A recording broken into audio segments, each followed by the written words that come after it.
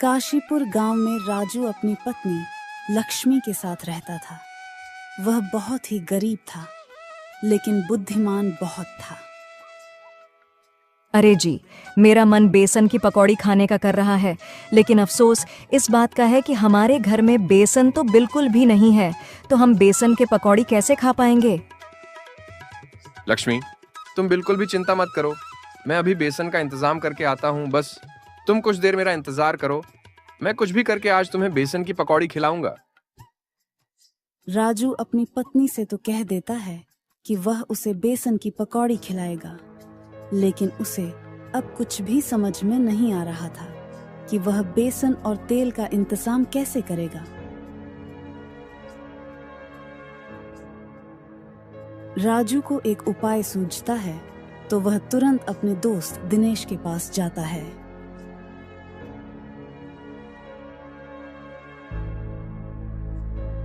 दिनेश भाई, क्या हाल है? घर में सब लोग ठीक है ना?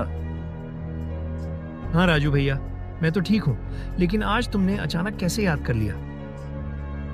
दिनेश, बात ही कुछ ऐसी है कि तुम्हारी भाभी आज बेसन की पकौड़ी खाना चाहती हैं, और मेरे पास पैसे तो है नहीं कि मैं उनके लिए बेसन ले आऊं।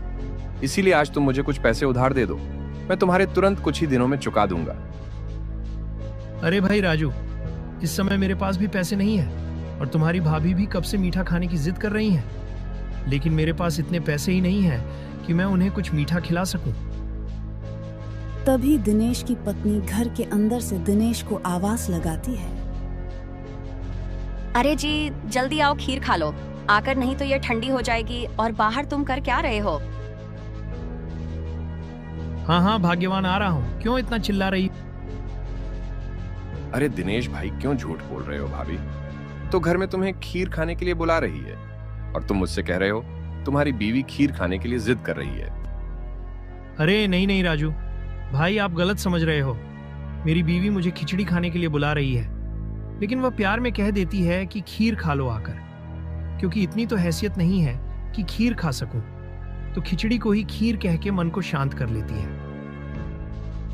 अरे मुझे माफ करना दिनेश, मैं आपकी बीवी की भावनाओं को समझ नहीं पाया, और मैंने सोचा था कि तुम्हारे पास से कुछ पैसे मिल जाएंगे, लेकिन तुम मेरे जैसे ही गरीब हो। मुझे माफ करना, खामखा मैंने तुम्हारा समय बर्बाद कर दिया।